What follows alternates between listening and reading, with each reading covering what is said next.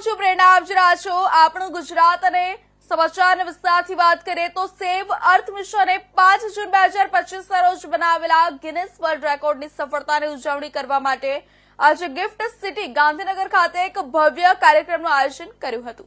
આ કાર્યક્રમમાં એક પેડ માં કે નામ પીએમ નરેન્દ્ર મોદી અભિયાન હેઠળ ભારતભરના લાખો નાગરિકો દ્વારા કરવામાં આવેલા વૃક્ષારોપણ અને ટેટિંગની ઐતિહાસિક સિદ્ધિની સામૂહિક ઉજવણી હતી। આ કાર્યક્રમની અધ્યક્ષતા સેવ અર્થ મિશનના રાષ્ટ્રીય અધ્યક્ષ શ્રી સંદીપ કુમાર ચૌધરીએ કરી હતી। તેમણે પોતાના સંબોધનમાં ઐતિહાસિક પ્રયાસને ભારતના આબોહવા નેતૃત્વનું પ્રતીક ગણાવ્યું। તેમણે કહ્યું, પ્રકૃતિ અને ટેકનોલોજી વચ્ચે સંતુલન એ ભવિષ્યની ટકાઉપણાની ચાવી છે।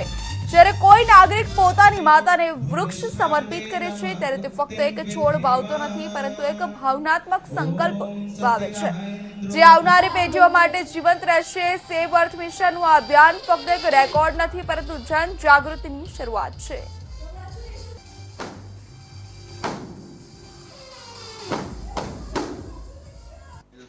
सेव अर्थ मिशन का नेशनल प्रेसिडेंट हूँ और इस ऑर्गेनाइजेशन का आज ग्लोबल विजन अनवीलिंग होने जा रहा है। किस तरह से ये सेव अर्थ मिशन, ये एक तो इवेंट है ग्लोबली लेवल पे वोटिंग के थ्रू अहमदाबाद में ये सिलेक्ट हुआ है और आज हम पूरा विजन हम अनवील करने जा रहे हैं और जिसके अंदर हम 60+ कंट्रीज पार्टिसिपेट होके एक वर्ल्ड की बिगेस्ट ड्राइव स्टार्ट होने जा रही है, जिसमें पहली बार हो रहा है इतिहास में कि इतनी मल्टीपल कंट्री एक मिशन के लिए यूनाइट हो रही हैं, एक ग्रीन रिवोल्यूशंस के लिए यूनाइट हो रही हैं।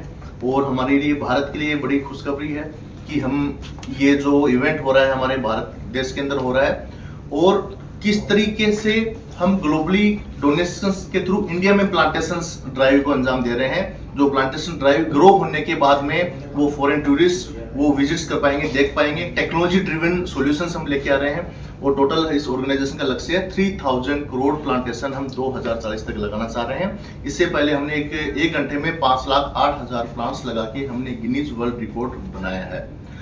आज हमारा जो इवेंट है इसी के अंदर मैं एक बहुत बड़ा एक खुलासा भी करने जा रहा हूं। जो आज हमारी इस ईयर की सबसे बड़ी जो मिस्ट्री है, जो AI 171 प्लेन क्रेश है, उसको मैंने डिकोड किया है। इस पर आज दुनिया भर में अपनी ट्विटर ट्रेंडिंग चल रही है। इसको आज पूरा फॉर्मूले को प्रॉपर एक क्या मिस्ट्री हुई है, क्या पॉइंट्स रहे हुए हैं, उसका पूरा क्रिस्टल क्लियर के साथ करने जा रहा हूं मैं। उसके अपडेट्स आपको मिल जाएंगे, उनको आप कल कवर कर सकते हैं। अच्छा, प्लांटेशन कौन सी जगह पे होने वाले हैं? प्लांटेशन ड्राइव के लिए हम अभी तो इंडिविजुअल लेवल के ऊपर हमारी कम्युनिटी के साथ में इंडिविजुअली अपने घरों में कर रहे हैं, स्कूल्स में कर रहे हैं, गौशालाओं में कर रहे हैं। अभी इस इवेंट के बाद में हम गवर्नमेंट्स के साथ में कोलैबोरेशन कर रहे हैं, उनसे हम लैंड्स ले रहे हैं।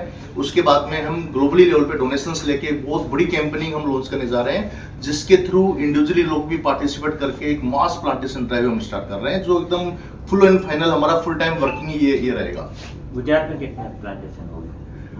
गुजरात में अराउंड मानिए with in 1 year 3 to 5 crore plantation का हमारा टारगेट है।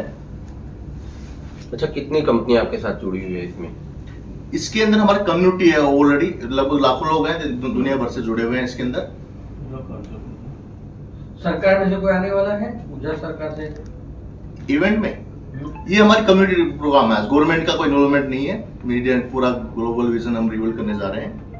क्या सर किसी तरह का गुजरात गवर्नमेंट का कुछ सपोर्ट ले रहे हैं साथ में? गवर्नमेंट का ऑलरेडी अप्रिशिएशन दिया है, अपना सीएम साहब ने अप्रिशिएट किया है, सीएम हाउस से हमको अप्रिशिएट किया है। गवर्नमेंट पूरा सपोर्ट के अंदर है।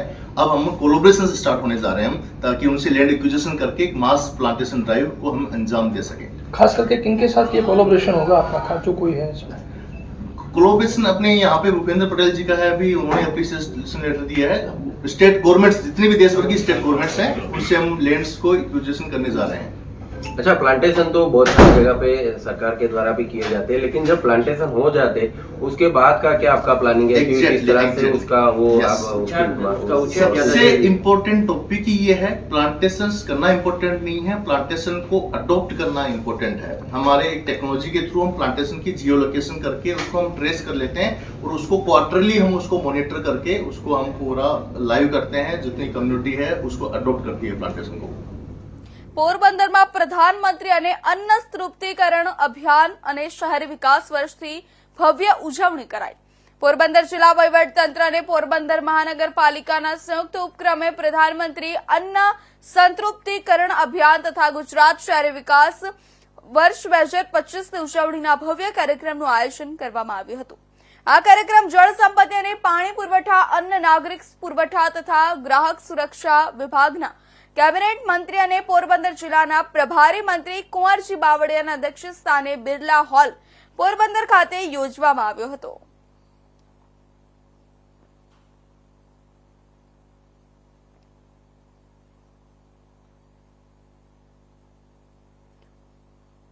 નવસારી જિલ્લાના જલાલપુર તાલુકામાં આવેલું બોરશી ગામ છેલ્લા ઘણા સમયથી દરિયાકાંઠે જમીનના ધોવાણની સમસ્યાનો સામનો કરી રહ્યું હતું. આ સમસ્યાને કારણે ગામમાં દરિયાનું પાણી પ્રવેશી રહ્યું હતું, જેના પરિણામે ગામ લોકોના ઘરોમાં પાણી ભરાઈ જવાની ગંભીર સ્થિતિ ઉદ્ભવી હતી. આ બાબતે ગામવાસીઓએ વહીવટતંત્રને લેખિત અરજીઓ દ્વારા વારંવાર રજૂઆત કરી હતી, પરંતુ લાંબા સમય સુધી કોઈ નક્કર પગલાં લેવાયા ન હતા. આ સમસ્યાને લઈને ઇન્ડિયા ન્યૂઝ ગુજરાત દ્વારા પ્રકાશિત થયેલા વિગતવાર અહેવાલે સ્થાનિક વહીવટતંત્રનું ધ્યાન આકર્ષિત કર્યું હતું. અહેવાલમાં બોરશી ગામની ગંભીર સ્થિતિ અને ગામ લોકોની મુશ્કેલીઓને ઉજાગર કરવામાં આવી હતી, જેના પગલે તંત્ર હરકતમાં આવ્યું. અહેવાલની અસરને પગલે નવસારી જિલ્લા વહીવટીતંત્ર દ્વારા બોરશી ગામમાં દરિયાના પાણીના પ્રવેશને રોકવા માટે તાત્કાલિક ધોરણે ટેમ્પરરી રાહતના કામો શરૂ કરવામાં આવ્યા છે. મારું નામ જગદીશભાઈ દયાભાઈ પટેલ છે. હું બોરશી ગામનો મૂળ નિવાસી છું. અત્યારે અમારા ગામમાં જે સમસ્યા ઊભી થઈ છે એ સમુદ્ર કિનારે થઈ છે. સમુદ્ર કિનારો એના કિનારા છોડી ગામમાં પ્રવેશ કરી ચૂક્યો છે. ફક્ત ગામમાં જ નહીં પરંતુ એક ફળિયાના બધા ઘરોમાં પાણી આ વખતે ભરાઈ ગયા હતા અને લોકો પરેશાન થઈ ગયા હતા અને લોકોનો ડર પણ હતો. તે ઉપરાંત છેલ્લા 2 વર્ષથી પાણી ગામમાં પ્રવેશી રહ્યા છે, પરંતુ ત્યારે સીમમાં જતા હતા, પરંતુ આ વર્ષે હાઈટાઈડના દિવસે પાણી ગામમાં અને ઘરમાં પ્રવેશી અમારા પશુપાલન અને ખેતીવાડીને પણ નુકસાન કરેલું છે. હવે એના માટે જે અમે મીડિયા દ્વારા, જે ઇન્ડિયા ન્યૂઝ ગુજરાત દ્વારા જે મજબૂત રજૂઆત કરવામાં આવી તેનો પડઘો પડી આજે આપણે જોઈ રહ્યા છીએ કે પ્રોટેક્શન વોલનું નિર્માણ થઈ રહ્યું છે. તે ઉપરાંત બીજા જે અમારા જે સપોર્ટર છે તેમાં અમારા ધારાસભ્યશ્રી પણ અમને ખૂબ સપોર્ટ કર્યો છે અને તેના થકી આ પ્રોટેક્શન વોલ અત્યારે નિર્માણ પામી રહી છે. એ બદલ ગામના લોકો ખુશી વ્યક્ત કરીએ છીએ અને મીડિયાનો આભાર માનીએ છીએ. મોંઘવારીએ માજા મૂકી છે ત્યારે શાકભાજીના પણ આસમાને પહોંચ્યા છે, જેના કારણે ગૃહિણીઓનું બજેટ ખોરવાઈ ગયું છે. આમ તો મોંઘા ભાવના બિયારણ અને ખાતર નાખીને શાકભાજીનું વાવેતર કરવામાં આવ્યું હતું, પરંતુ ભારે વરસાદને લઈ શાકભાજીના ફૂલ ખીલતાની સાથે ખેરવી દીધા હતા. તો જો કોઈ ફૂલમાંથી ફળ બેસે તો નાનકડું ફળ પણ કોવાઈને મુરઝાઈને ખરી પડે, જેને લઈને સારી આવકની આશાએ વાવેલો પાક પૂરતું ઉત્પાદન આપી નથી રહ્યો. ખાસ કરીને વેલાવાળી શાકભાજી જેવા કે તુરિયા, ગલકા, દૂધી, કાકડી, ટામેટા, ગિલોડા સહિત અને શાકભાજીમાં વરસાદને લઈને ઉત્પાદનમાં ભારે અસર પડી છે. સાબરકાંઠા જિલ્લામાં હોલસેલ માર્કેટ ખાતે ભાવમાં ભારે તેજી જોવા મળી રહી છે. આમ તો ખેડૂતોને ની પરિસ્થિતિ ઊભી જ છે. એકંદરે ખેડૂતોને આ ભાવ પણ પોસાય તેમ નથી તેવું પણ ખેડૂતો જણાવી રહ્યા છે.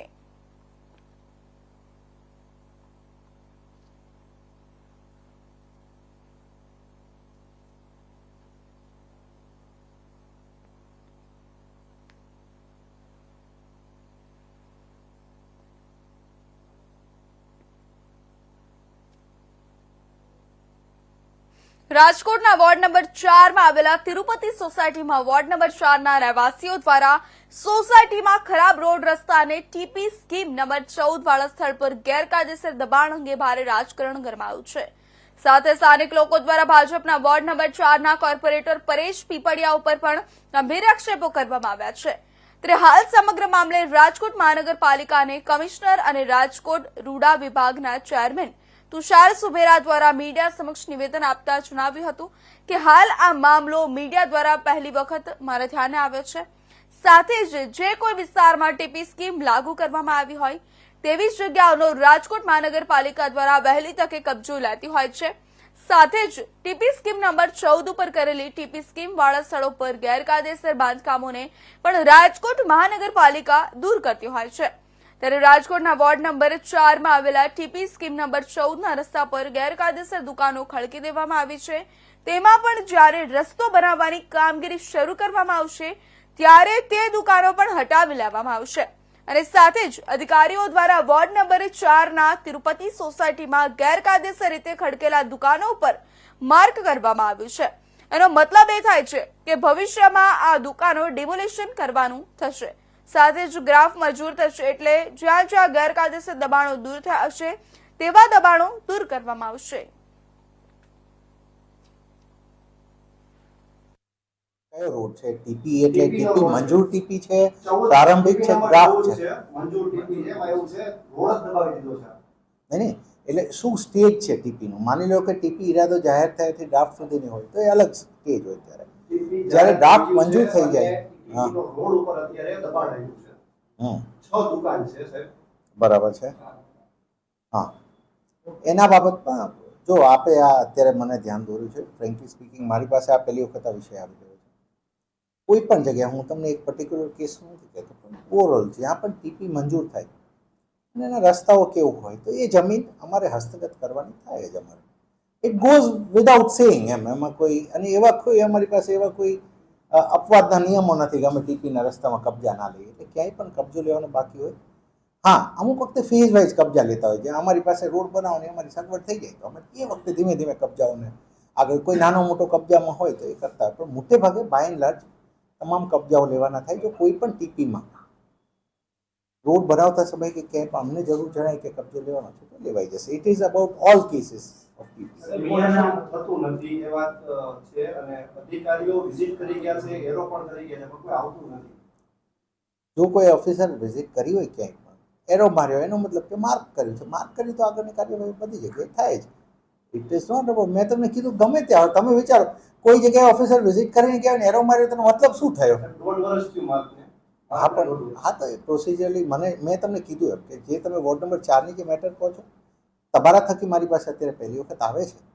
હશે કદાચ, મને ધ્યાનમાં નથી કે આગળ કોઈ ચર્ચા એની થઈ હોય કેમ, પણ એ પર્ટિક્યુલર કેસ ઉપર હું ટિપિકલી તમને કોઈ એના ઉપર અત્યારે એટલે નથી કહેતો કે આઈ ડોન્ટ નો કે ટીપીનું શું સ્ટેજ છે. તમે જે માહિતી આપો છો એના ઉપરથી હું તમને એટલું કહી શકું કે જ્યાં પણ રસ્તા ઉપર કોઈ કબજા કેવું લેવાનું હોય લેવાય જ. અને તમે આજ સુધીના ઉદાહરણો પણ જુઓ, ટીપીના રોડ હોય તો એ બને જ છે ભાઈ, એને બનાવવા જ પડતા હોય છે. એટલે ઇટ ઇઝ નોટ સરકારી જગ્યામાં દબાણ હોય તો નિયમ શું થઈ શકે જે કબજો કરનાર વ્યક્તિ ઉપર? હવે તમારે પાછું ક્લેરિટી કરવી પડશે. ટીપીનો રોડ અને સરકારની જમીન એ બે અલગ વસ્તુ છે. બસ તો ટીપીનો રોડ હશે તો ટીપીના રોડમાં જ્યારે રોડ બનાવવાનો થાય એમ જેમ જેમ કબજા માર્ક થતા જાય એમ કબજા લેવાતા જાય. અમને તો ડ્રાફ્ટ સમયથી અધિકારો મળે છે.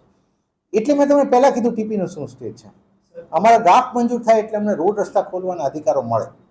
એટલે આ પર્ટિક્યુલર કેસમાં શું છે એવું લાગે તો અમે કોઈને પૂછી લઈશું, તપાસ કરાવી લઈશું નીચે અમારા અધિકારીઓ. બટ રેસ્ટ એશ્યોર્ડ કે જ્યાં જ્યાં અમને એવું આ તો કોઈ પણ જગ્યાએ અમારા રોડ બનાવવાના હોય ને એની અંદરના કોઈ પણ કન્સ્ટ્રક્શન કેવું હોય તો જો કોઈ મંજૂર ટીપી છે તો પછી કરવાનું જ થાય. એમાં અમારી પાસે પણ કોઈ રસ્તો નથી એમ બેઝિકલી. આપની પાસે આવવાનું કારણ એ છે સ્થાનિક ભાજપના કોર્પોરેટર ઉપર આક્ષેપ છે કે તેને દુકાનો કરી દીધી છે, તેને મકાનો કરી દીધા છે અને તંત્ર ભાજપથી દબાઈ ગયું છે, માટે ડિમોલેશન નથી થતું, માટે આપની પાસે આવવાનું કારણ છે. પરંતુ મેં તમને કીધું એમ કે તમારી પાસેથી વિષય આવ્યો છે એટલે હું તમારી માહિતી ઉપર હું આપને જવાબ આપી રહ્યો છું. એટલે I would not like to comment on one particular case, પણ મેં તમને અમારી જનરલ પોઝિશન કહી દીધી છે. ટીપીના ક્યાંય પણ ડ્રાફ્ટ બની જાય, રોડ માર્ક થઈ જાય તો રોડ બને જ છે ને બને જ છે અત્યાર સુધી પણ તમે જુઓ છો. એટલે દરેક જગ્યાએ અમારું આ એક સ્ટેન્ડ કોમન છે. ખાડામાં પડ્યા હાલ છેલ્લા ઘણા વર્ષોથી અહીં ઓવરબ્રિજનું કામ ચાલી રહ્યું છે. ત્યારે ઓવરબ્રિજના સર્વિસ રોડ પર મસમોટા ખાડાઓમાં અનેક વાહન ચાલકો સ્લીપ થતા જોવા મળ્યા. તંત્રની ઘોર બેદરકારી સામે આવી. ઓવરબ્રિજ કામ શરૂ હોવાને કારણે બાજુ સર્વિસ રોડમાં મસમોટા ખાડા પડ્યા. લોકોએ અનેકવાર રજૂઆતો કરવા છતાં અહીં મસમોટા ખાડાઓ પૂરવામાં આવતા નથી. શું મહાનગરપાલિકા અહીં અકસ્માત થાય અને કોઈના મોત નીપજે તેની રાહમાં છે? ત્યારે આજે શહેર કોંગ્રેસ પ્રમુખ અહીં ખાડાઓમાં ફસાયેલા વાહન ચાલકોની મદદે દોડી આવ્યા અને તંત્રને આ વિસ્તારમાં રોડ પરના મસમોટા ખાડાઓ તાત્કાલિક પૂરવા રજૂઆત કરી.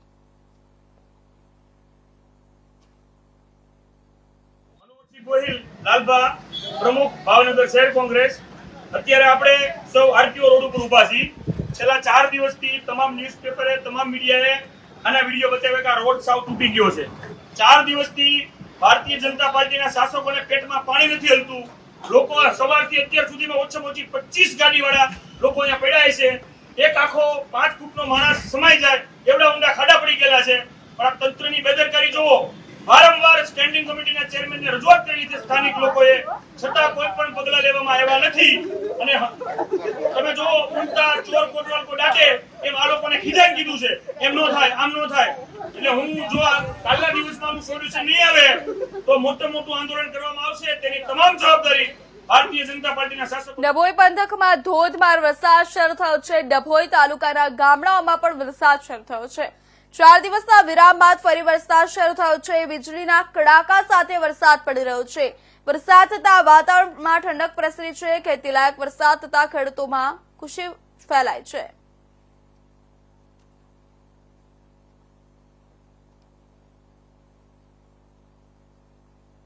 ઐતિહાસિક ઈડરગઢ ખાતે ઝરણા જીવંત બન્યા. વરસાદી માહોલમાં ઝરણા જીવંત બન્યા. એક જ ગઢ પર 2 અલગ-અલગ રંગના ઝરણા વહ્યા. એક સફેદ અને એક પીળા રંગનું ઝરણું વહ્યું. ગઢ પર જાણે વાદળની ચાદર છવાયું હોય તેવું નયનરમ્ય દ્રશ્ય સર્જાયું. પ્રકૃતિ સોળે કડાએ ખીલી ઉઠી હોય તેવું ઝરણા જોવા લોકો ઉમટ્યા હતા.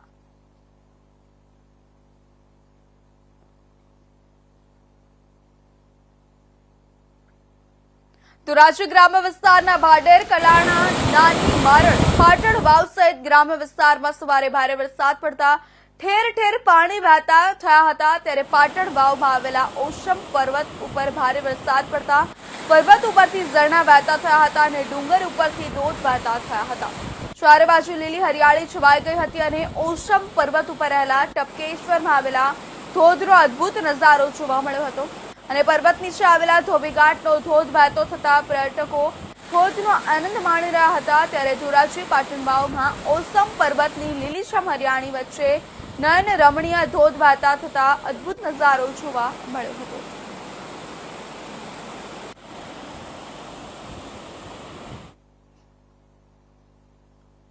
ભાવનગર શહેર NSUI અને યુવા કોંગ્રેસ દ્વારા યુનિવર્સિટીના માર્ગ પર ખાડાઓનું પૂજન કરાયું. છેલ્લા ઘણા વર્ષોથી યુનિવર્સિટીના કેમ્પસમાં રોડ રસ્તા ઘણા સમયથી ખરાબ હોવાથી NSUI દ્વારા આશ્ચર્યજનક કાર્યક્રમ આપવામાં આવ્યો છે. રસ્તાનું ખાડા પૂજન કરવામાં આવ્યું અને યુનિવર્સિટીના કુલપતિને સદબુદ્ધિ આપે અને વહેલી તકે ખાડાનું સમારકામ થાય તેવી માંગ કરવામાં આવી છે. એને NSUI અને યુથ કોંગ્રેસ દ્વારા ખખડધજ રોડ પર પૂજાપાઠ કરી વિરોધ દર્શાવવામાં આવ્યો હતો. જો આગામી સમયમાં ખાડાનું સમારકામ નહીં કરવામાં આવે તો ઉગ્ર વિરોધ કરવામાં આવશે તેવી ચીમકી ઉચ્ચારવામાં આવી છે.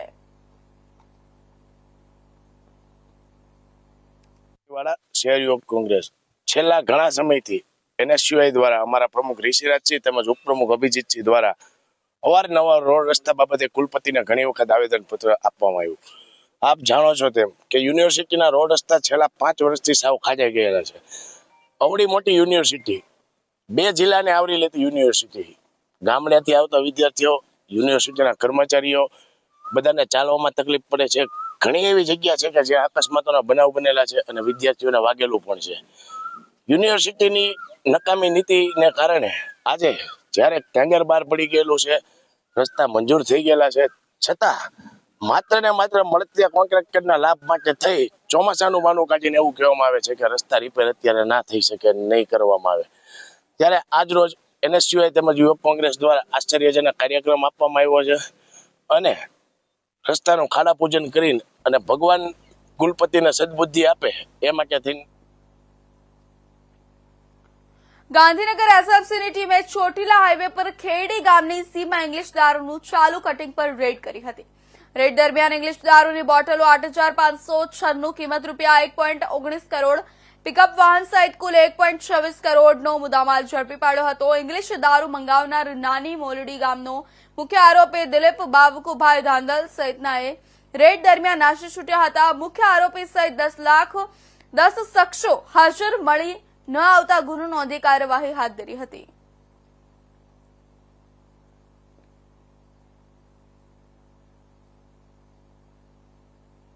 વડોદરા શહેરના સામાજિક કાર્યકર અને કરણી સેનાના પ્રવક્તા દ્વારા વડોદરા મહાનગરપાલિકામાં તાળાબંધી કરવાની જાહેરાત કરાઈ હતી.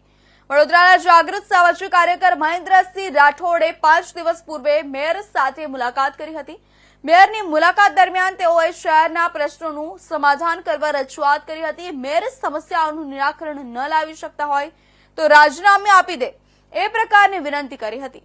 વડોદરાના મેયર પિંકી સોની 5 દિવસમાં રાજીનામું નહીં આપે તો પાલિકામાં તાળાબંધી કરવાની જાહેરાત કરી હતી, જેને લઈને આજે ઝોન 2 અભય સોની વડોદરા મહાનગરપાલિકાની વડી કચેરી બંદોબસ્ત અને નિરીક્ષણ માટે આવી પહોંચ્યા હતા, જ્યાં સમગ્ર પાલિકા પોલીસ છાવણીમાં ફેરવાયું હતું અને એક સમયે મીડિયાને પણ પાલિકામાં જવા માટે પ્રતિબંધ લગાવવામાં આવ્યો હતો.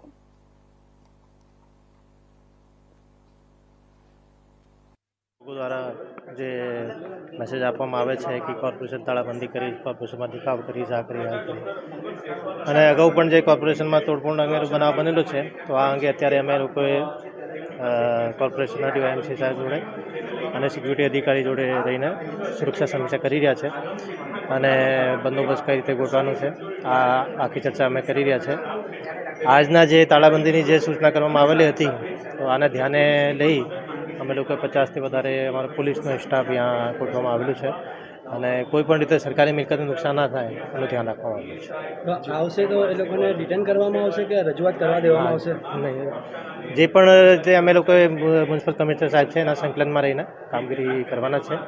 ગેરકાયદેસર રીતે કોઈ પણ એ કામ કરશે તો અમારી કાયદેસરની કાર્યવાહી કરવામાં આવશે. સર, ગઈકાલથી તમામ લોકોને પોલીસમાં નજર કેદ કરવામાં આવે છે તેમના ઘરોમાં, આમ છતાં પણ તેમના આવવાની ભીતિ અત્યારે અહીંયા જોવાય છે. અમે લોકો અહીંયા હાજર છીએ અને સતત વોચ કરી રહ્યા છે કઈ મૂવમેન્ટ છે અને જે પણ ગેરકાયદેસર મૂવમેન્ટ હશે એના ઉપર કાયદેસર કાર્યવાહી કરવા. સુરત જિલ્લામાં વરસાદનું જોર ધીમું પડ્યું હતું, પરંતુ ફરી એક વખત 2 દિવસથી વરસાદી માહોલ બન્યો. તેમ ધીમી ધારે તો વરસાદી ઝાપટા રૂપે વરસાદ વરસી રહ્યો છે. ત્યારે આજે શુક્રવારે પણ ઓલપાડ તાલુકા સહિત માંગરોળ, ઉમરપાડા, માંડવી, પલસાણા, બારડોલી સહિતના અન્ય વિસ્તારમાં ફરી એક વખત મેઘ મહેરબાન થયા હોય તેમ વરસાદ વરસી રહ્યો છે. ત્યારે જૂન મહિના બાદ હવે જુલાઈ મહિનાની શરૂઆતથી જ વરસાદ વરસી રહ્યો છે. ત્યારે સુરત ગ્રામ્યના તમામ તાલુકાઓમાં વધતો ઓછો વરસાદ વરસી રહ્યો છે.